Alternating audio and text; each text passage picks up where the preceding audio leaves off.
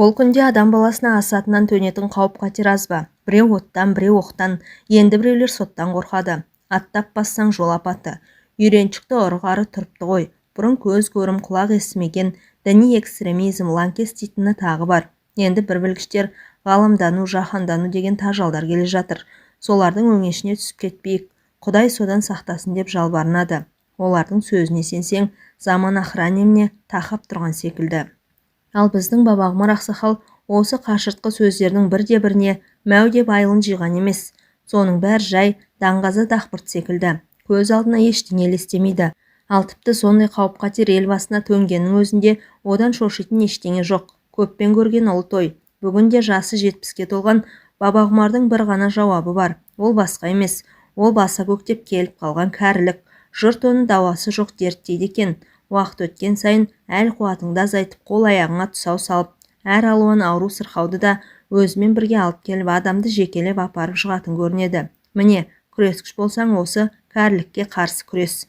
Бабағұмар кәрілік туралы ертеде өткен даналар не айтты екен деп, соңғы уақытта біраз кітаптарды да сүзіп шықты. Қазақта 90-ға келген, тіпті 100 жасаған кәрілер де аз болмапты. Бір қызығы солардың ешқайсысы кәрілік жайында бір ауыз жылы сөз айтпаған екен. 90 деген тор екен, регі қазып қойған ор екен, ел қонбайтын шөл екен, келмей тұғын немекен депті. Бұхар жау 90 жыл жасағанына қуанбайды, жаны күйіп өкінеді. Жасы 90-ға толған соң хан ордасымен қоштасып, өз еліне келіп, тыным алған екен жарықтық. Ал өзінің 95-ке келген жасын 2:40-1:15-тен асып тұрмын, аяқты апыл-тапыл басып тұрмын деп, жұмбақтаған айталақ би не айтты екен бұл туралы. Бұл кісі де кәрілікті жақсатамайды. Керек десеңіз кәрілікке өлерді өш. Әрі би, әрі ақын, ақтайлақ 80 жас аузымдағы тісімді алды. Бір-бірлеп бойымдағы күшімді алды. Жарыммен құдай қосқан енші айырып, сүйектей арулаған бөлек салды депті. Бақиға аттанардан 15 жыл бұрын, жасында өзі сері және аса көрікті болған ұлы би ең алдымен кәріліктің қас қылғандай адамның көркін, сиқын бұзатын кешірмейді. Аузымдағы сөзді алды, маңайдағы көзді алды, бұтымдағы безді алды деп кәрілікті кәдімгі тонаушы ретінде айыптайды. Егер сол үшін үкім шығар десе, қара қылды қақ жарған қатал би кәрілікке ердің құнын кесіп қана қоймай, дарға тартатын түрі бар. Ал 18 ғасырда өмір сүрген шалақын не айтқан дейсіз ғой? Ол кісі, бұл 80 қойдау мені қалжыратып, қайтып өлең айтамын алжып жатып, 80 түгіл 90-ға бой бермесем, ұсақ турап ет берсе балбыратып деп, кәрілік пен кедейшіліктің қосарланғанын айтып шағымданады. Демек кәріліктің бір ем жақсы күтім, жайлы көлік, жылы жұмсақ ас болғаны ғой. Айтты айтпады, өзі ашаламен отырған жоқ. Жетік адамға кәрілік келіп қабаттаса, істің құрдымға бет алған емес пе? Ал осы кәрілік пен адамның өмір жасы туралы Ұлы Абай не айтты екен? Ұлы ұста жасы 60-қа келмей тұрбақ өмірден түңіледі. Көңілім қалды достан да, дұшпаннан да, алдамаған кім қалды тірі жанда. Немесе келдік қой талай жерге енді, қалдық көрге енді деген өлең жолдар сол сөздің айқын дәлелі. Абайдың тірліктен безінген сонша, жайнаған туың жығылмай, жалын жүрек суынбай, жақсы өліпсің япырмай деген өмірден ерте қайтқан інісі Оспанның өліміне қызғады. Демек ілім білімге жетік, не шем, не кем демейтін Шонжардың баласы Абай да өмір сүру оңай болмағаны ғой. Бірақ өткен даналардың шегелеп айтып, кеткен қасиетіне қарамай адамзат баласы, әсіресе біздің қазақ, ұзақ жасауға неге құмар? Кейінгі жастарға ақ сақалды, сары тісті бол, жасың ұзақ болсын деп бата беретін несі? Әлде бұл адам пендесінің жарық дүниені қиып кету оңай емес. Сондықтан ұзақ өмір сүріп, тіршіліктің ащысы мен тұщысына әбден тойып, бұл дүниеде қимайтын ештеңе қалмаған кезде жер қойнына қуана-қуана кірсін деген мекен. Иә, солай болуы да бек мүмкін. Қалай болған күнде де адамға бір-ақ рет берілетін жарық дүниеден артық не бар дейсің? Ал сонда бабағұмар секілді 70-ке қадам басқан қарттарға не істеу керек? Кәріліктің қысы қызығатын ештеңесі жоқ екен деп тірлікті тоқтату керек пе? Не болмаса, Алланың бұйыртқан несібесінен ақырына дейін пайдаланған жөн бе? Егер бабағұмар бұл тіршілікке алаң болмай, төргейде төредей болып жатам десе, оған шарты толып тұр. Шүкір бәйбішесі Күмісай екеуі қатардан қалмай 10 бала тәрбиелеп өсіріпті. 6 ұл 4 қыз. Қазір ұлдары ұяда, қыздары қияда. Бәрі де өз алдында отау тығып, қанаттанып кетті. Бірлі жары болмаса шетінен жоғары білімді. Құдауанда сол балалар кімге тартты екен? Бәрі де оқуға алғыр зерек болды әйтеуір. Бірнешеуі мектепті алтын медальмен бітіріп, жоғары оқу орнына өз күштерімен түсті. Ал балы жетпегендеріне ақшасын аямай ақысын төлеп оқытты. Бабағұмар ұзақ жыл аудандық тұтынушылар одағында шикізат дайындайтын агент болды ғой. Обалы кәнекей, табысы жаман болған жоқ. Бала шағасын бағуға да оқытуға да молынан жетіп тұрды. Қазір бұл маңайда ешкім де жоқ. Ауласы ат шаптырым кең қоражайда, бір кезде жүн мен тері, маялаған зәулім склад қоймада, сол кең құлашты тірліктің арқасы. Аллаға шүкір, балалары сол еңбегін ақтап бұл күнде жақсы қызметте жүр. Үлкен ұл Астанада министрдің орынбасары, екінші ұл облыста полиция бастығы, үшінші ұл Алматыда дербес сауда орталығы бар ірі бизнесмен. Осылай кете береді. Қолындағы кенжесінің өз осы ауылдың әкімі, ал қыздар жағы оқу ағарту саласында. Ең өле жатқан мектеп мүдірі, ғылыми мүдірі, пән мұғалімдері. Ал осыншама баланы тәрбиелеп шығарған Бабағұмар осы ауылдың бетке ұстар ақсақалы. Алайда балалардың беделін пайдаланып, ас пен тойда төрде отырғанына мәз болатын шалың Бабағұмар емес. Әркімнің өз тірлігі өзінде. Бұған енді бұдан былайғы өмірін мүмкіндігінше көңілді өткізу керек. Ең бастысы күрт қартайып кетпеу, ал қартаймау бойындағы жастық қуатыңды сақтау деген сөз. Жасым ұлғайды екен деп кәрілікке бірден қол көтеріп бағына салмау. Бұл жағынан ауылдағы өзі қатарлы біраз қарттар бұған серік бола алмайды. Бұл ауылда жөн түзу қартта қалмапта өзі. Бір-екеуі балаларының қолдауымен қажыға барып келді. Қалғандар да өңкей, бірі ақ кепеш киген бірадарлар. Ұры қартайса сопы болады дегендей, бір кездегі ұры-қары мас күнемге дейін Құдай жолын ұстап таспих тартып жүр. Айтатындар ылғи ана дүниенің әңгімесі, ауыздарынан еңсе көтеретін бір көңілді сөз шықпайды-ау. Сондықтан Бабағұмар ауылдағы шалдармен көп араласпайды. Адамға ештеңе бермейтін бос мылжыңнан гөрі қолы боста кітап оқығанды қолай көреді. Сауда саласында істегеннің бір пайдасы түбі балалардың оқуына қажет болар деп, бұл кезінде кітапты көп жинаған. Қазір өзіне таптырмас ермек болды. Бір кезде оқуға қолы тимеген кітаптарды енді оқып жүр. Содан кейін күйттейтіні өзінің күтімі. Ұсақ тура бет берсе балбыратып дейтін шал ақынның арманы көкейінде. Апта аралатып бір бағанаға бата жасап отырады. Негізгі сусыны қымыз. Екі бие байлайтын оразай шал күніне бір торсық қымызын осы үйге құйып тұрады. Содан кейінгі бір ермегі бір уақыт атқа мініп сейілдеу. Құдай жаяу қалғаннан сақтасын. Атқа мінуден қалдым дегенше бәрі бітті дей бер. Осының бәрі Бабағұмардың ойынша кәрілікті тежеп, адам өмірін ұзартатын дәрілер. Бұлардан басқа бойыңды қорғасындай, балқытып алып сек тамырыңды идіретін тағы да бір дәрі бар. Енді әңгіме сол туралы. Жалпы Бабағұмардың таяудағы 5-10 жылда жығыла кететін ойы жоқ. Әлде өзіне сенімді, күш қуаты мығым. Әсілі бұлардың әулетінде 100 жасаған кісілер көп болған. 18 ғасырда өмір сүрген Жолымбет деген атасы 136 жасқа келіпті. Жолымбет биден 7 ұл тараған. Кейін 7 Жолымбет аталған солардың ұрпағы бұл күнде Ақсуат халқының қақ жарымын құрайды. Жолымбет би 130 жасқа келгенде жасы 100-ден асқан тұңғыш ұлы Қыдыр алжыңқырап отырса керек. Сонда әлде ақылестен танбаған дана би бұл қарғам не көрмеді? Ылғи да желдің өті жаудың бетінде жүрді ғой. Бұл құлынының шаршайтын уақыты болды деп баласының маңдайынан сипаған екен. Жолымбет би Ақтабан шұбырынды кезінде елмен бірге Арқаға барып, сол жақта қайтыс болған. Зираты Ақмола маңындағы Жолымбет бекетінде жақын жерде. Кезінде 1,5 ғасырға жуық өмір сүрген сол Жолымбеттің тұқымы ғой бұл Бабағұмар. Отағасының сәскелік қымызға қанып алған соң бір уақыт атқа мініп сейілдейтінін жоғарыда айтқанбыз. Осының бәрін ретке келтіріп, басқарып отыратын Күмісай бәйбіше, омырауынан 10 бала өргізген алтын алқалы батырана. Бабағұмардың өзінен бірақ жас кіші, ата жолдас қугәрі, кезінде аса ажарлы сұлу әйелдердің бірі еді. Амал не, балалардың әуресімен бұл да қартайды ғой. Дегенмен ұл қыздары осы Күмісайға тартқан. Бәрі де келбетті ажарлы, ұлдары көкжал бөрідей, қыздары қызыл түлкідей. Бір сөзбен айтқанда бұл отбасының тірлігі еш уайым қайғысыз, бұлайғы жұрт қызға қарайтындай тату-тәтті жүріп жатқан. Тек ойда жоқта құйындай соғып өткен бір жағдай бұл шаңырақты шайқалта жаздады. Тәйірі алақандай ауылда жасырын сыр жата ма? Көп ұзамай ауыл әйелдер арасында сыпсың сөз тарады. Сөйтсек, Бабағұмар күн сайын атқа мініп, қырға шыққанда жай ғана сейілдемейді екен. Жоғарғы сай аузындағы сиыр базында жалғыз үй отырған жесір келіншек Қырмызының үйіне барып тұратын көрінеді. Басында бұл сөз ауылдың табын сиырының бағатын бақташы шалдан өрбіген екен. Көп ұзамай ауыл үйді аралап кетті. Басында бұл хабарды мектепте мұғалім боп істейтін осы үйдегі кіші келін естіген екен. Ол бір жаңалықты сұмдықтай қабылдап, үйдегі енесіне жеткізгенше асықты.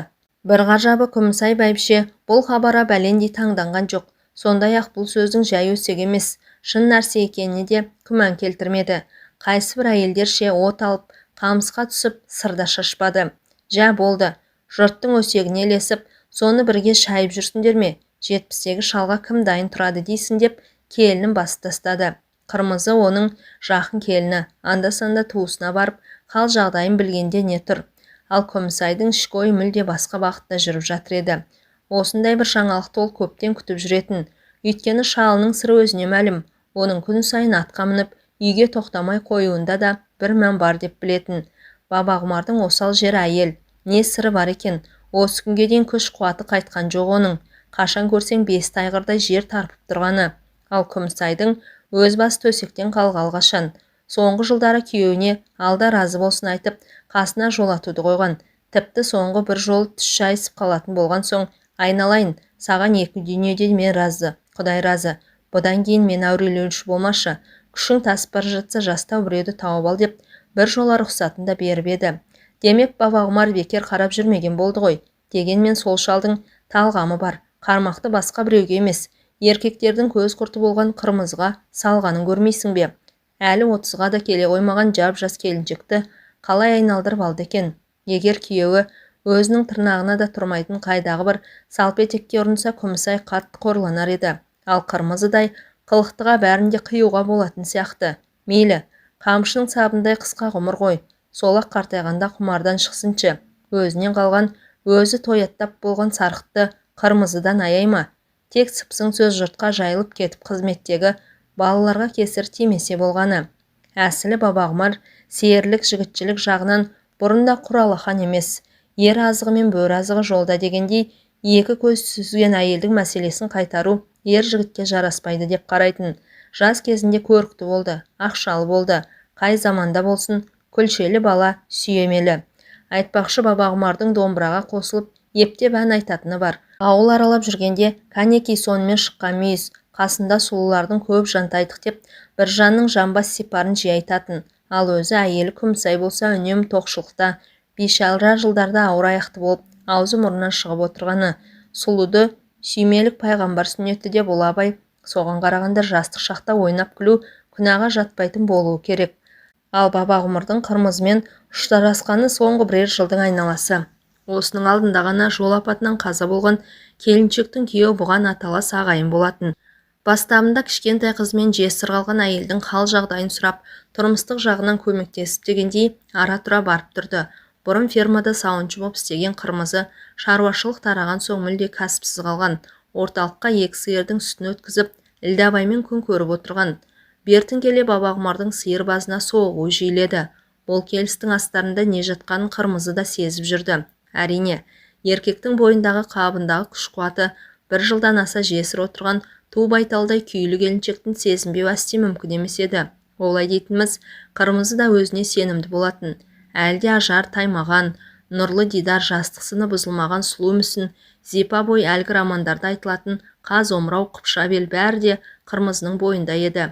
Маған сұқтанбай көр, сүймей көр дейтіндей. Ал осыған енді 70-тегі қарттың көзімен қарап көр. Бұл жағынан тәжірибесі мол Бабағұмар міне бұрын қолға түспей келген хаса сұлу осы деген алғаш көрген сәтте-ақ. Ендігі қалған өмірді осы әйелмен өткізсем арманым жоқ. Әу бәке, өзің бір ауылдың жә деген ақсақалысың. Бала шаға болса анау. Бүйтіп жас жігітше желіккенің өзіңе жараса ма деген бір ішкі дауыс. Бабағұмардың оған қайтарған жауабы қысқа болды. Атақ пен абыройды осындағы ақ кепеш киген құрдастарыма қалдырдым. Тәйірі, сол айтқаныңның бәрі сұлудың құшағында бір сәт балқығанға жете ме? Қысқасы, менің өмір сүргім келеді. Бабағұмар мен Қырмызы бір-біріне көп сөз айтып та әуре болған жоқ. Егер жаттанды жылтыр сөзге айналасы бойдағы буырқынған бұла сезімнің құты қашар ма еді, қайтер еді? Екеуі сөзбен емес, көзбен, елжіреген емеуірінен ғана түсініскен. Тіл дәрменсіз тұла бойың тұтқын, қол аяқ жіпсіз байланған. Аға, мұнымыз ел жұрттан ят болмай ма деген Қырмызы. Екеуі алғаш оңаша қалғанда шкиімдерін асығыс сыпырып жатып, не сұят? Қазақ ғұмырмен алғанда сен менің әмеңгерімсің. Әйел ерден кетсе де елден кетпейді. Айтпақшы солай екен-ау дегендей, Осы сөз келіншектің көңілін мүлде орнықтырып тастады. Көп ұзамай алғашқы ұят Иваның орнын ашқарақ құштарлық басқан. Бабағұмар алдын ала мөлшерленгендей қырмызы, от құшақты нағыз құймыр әйелдің өзі болып шықты. Еркек көрмеген бедеу айлардың қарынтасын бүгін бір қайтарды-ау. Аға, қандай қайраттысыз өзіңіз, деді. Қырмызы таңданысын жасырмай. Жастардың өзі сізге ілесе алмас. Бәрі көңілге байланысты, деді Бабағұмар, келіншекті қайтадан бауырына тартып. Мен саған ғашықпын ғой, сен соған сенесің бе? Бәлкім солай шығар, деді Қырмызы, әлі де алғашқы әсерден айыға алмай. Сізді жолықтырған мен қандай бақытты әйелмін. Тек мені жол ортада тастап кетіп жүрмейсіз бе? Екеумізді енді өлім ғана айырар, деді Бабағұмар үлбіреген ақтамақтан түшіркене өбіп жатып. Сөйтіп бұлардың арасында кәдімгі ғашықтардай тұрақты байланыс орнаған. Бабағұмар 2-3 күн сайын сиыр базына соғып тұрады. Мінген атын жабық қораға енгізіп, жас жесірмен тар төсекте емін еркін айқасады. Тал бойында бір міні жоқ сүліктей сұлу дене Бабағұмарды оттай шарпып қорғасындай балқытады. Бетіндегі бір меңіне Бұхара мен Самарқандты бере салар едім деп, Хафиз ақын сұлуларды неге сонша әспеттеді дейсіз? Бабағұмар да жиған терген бар байлығын осынау ләззатты минуттар үшін құрбан етуге бар еді. Өзінің қазіргі халіне Қырмызы дән риза. Күн өткен сайын құлпырып, бұрынғысынан да сұлуланып барады өзі. Мінезі ашық, Бабағұмарға балаша еркелейді. Қандай қызыға, деді. Бір күні қайнағаның бауырына ене түсіп. Сіз 70-те, мен 30-дамын. Екеуін қосса 100 жас болады екен. 100 жасау деген осы емес пе? Менің 70-імді сен өзіңе қосып ал, деді. Бабағұмар, сонда 100 жаста болып шыға келесің. Жоқ, менің 30-ымды сіз қосып алыңыз. Сіз 100 жасауға әбден лайықтысыз, деді келіншек. Бабағұмардың дөңгелете қиған, енді ғана бурылдана бастаған сақал мұртын аялай аймалап. Неге олай дейсің? Сіз сондай сұлусыз, деді Қырмызы, жас балаша шолжаңдай тіл қатып. Тұла бойыңызда артық ет жоқ.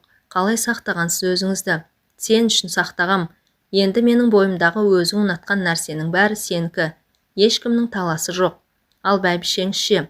Ол тояттап болған, айналасында 10 бала өріп жүр. Солар жетпей ме? Бәйбіше де сізді өлердей сүйген-ау шамасы. Оны қайдан білдің?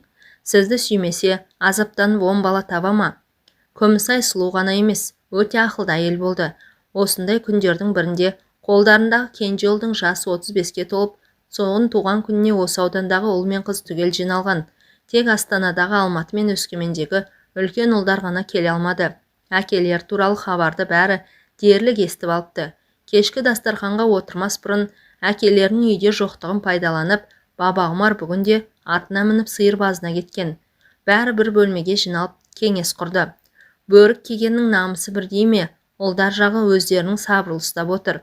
Әкелерінің қылдығын сұмдықтай қабылдап, белсенділік танытқан осындағы мұғалім қыздар, өмір бойы педагогикамен суарылған ағартушы мұғалімдер, тақ бір педсоветте отырғандай алма кезек сөз алып әкелерін біраз жерге апарып тастады.